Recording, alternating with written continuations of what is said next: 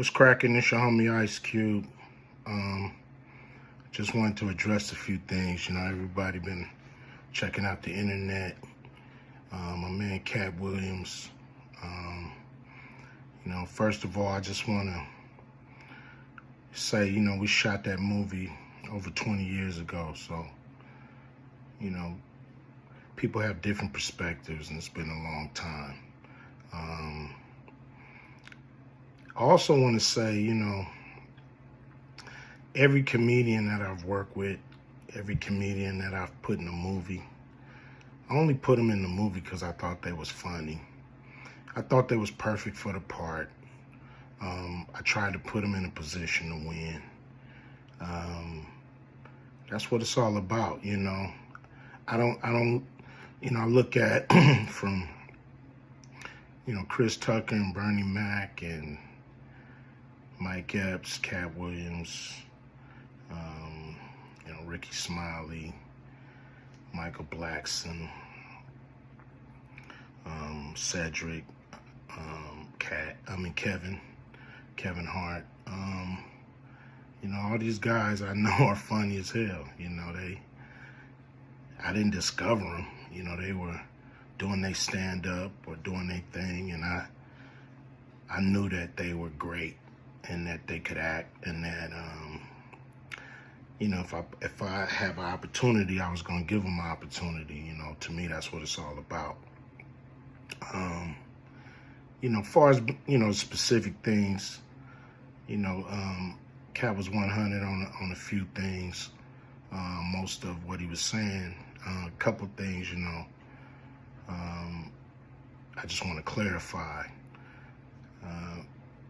When we bring in a new, you know, comedian, we do have them try out for different roles. So Ricky did give Money Mike a shot. But when we saw him and, you know, we kind of saw how he moved and how he was, you know, auditioning, we decided that he would be a better, you know, Santa Claus, which was, to me, the perfect casting. When we saw Mike, damn, I call him Money Mike. When we saw Katt, you know, when I saw him, I just knew that he was perfect for Money Mike. And, you know, Katt, you know, said he wrote his role, which, I mean, the role was written, but he enhanced it. This is why Katt was so dope in the movie. You know, Money Mike had a small role, you know, about as big as the Santa Claus role, but when we start filming, he was giving us such magic that we kept expanding his role and giving him more to do because he was on point. You know, when we shoot these movies, you know, for one, the scripts are fire, or they wouldn't even do it. The scripts are laugh out funny. But we shoot the script, but once we get what we need from the script, we let the comedians ad-lib, riff, you know, play with the words, do their thing. You know, we give them a take where they can, or 2, 3 takes where they can go off and do what they feel. You know, sometimes it makes the movie, sometimes it don't. You know, when somebody gives you jewels, you want to try to make sure that makes the movie.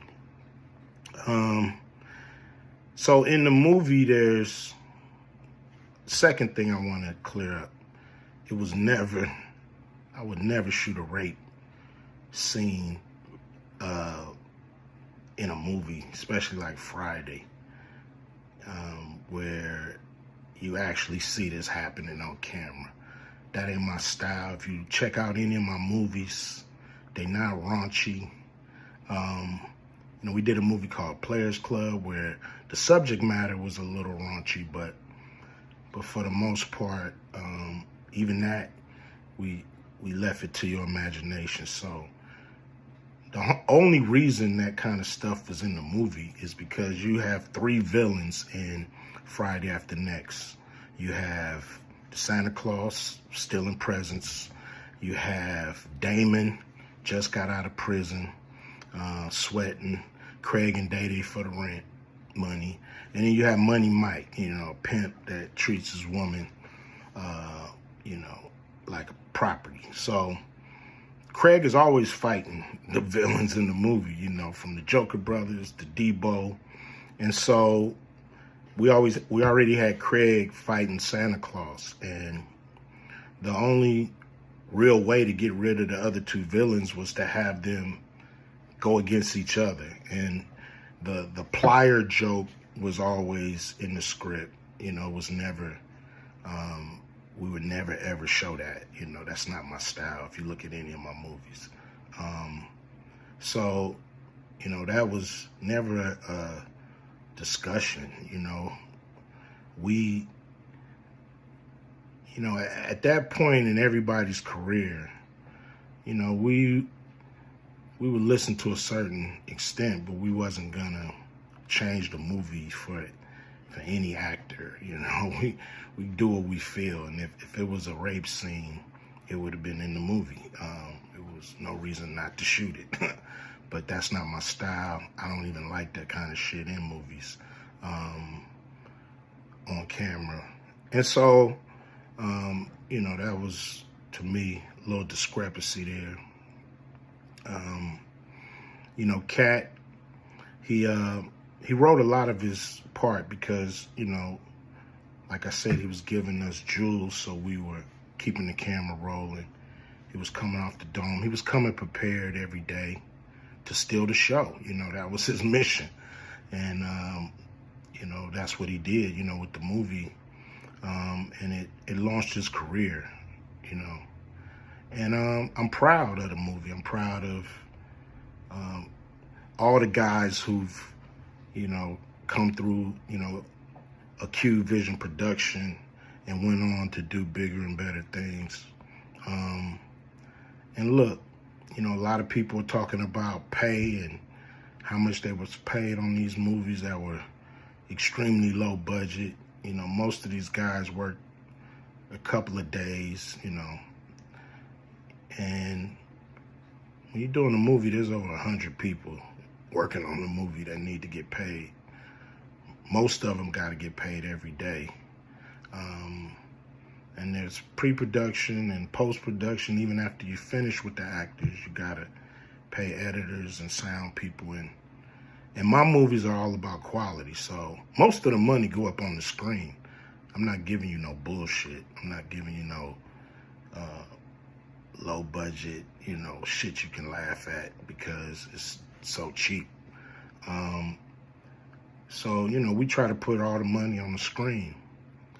And so any actor that's mad at what they got paid, you know, just look at what you was doing. Look at where your career was at the time.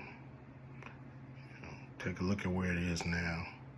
And Friday has something to do with that, I believe. And I put a lot of people in movies, but they ain't never put me in a movie. So you could take that for what it's worth. You know what I'm saying? I've given a lot of these guys opportunities. And I still act, so I'm waiting for a call. I ain't got to produce everything or write everything. I got love for all the comedians that I've worked with. Got, you know, much love for Katt. You know, he spoke up for me a lot. And I just wanted to be clear and clarify some things. And shit, man. I hope y'all have a good 2024. Yeah, yeah.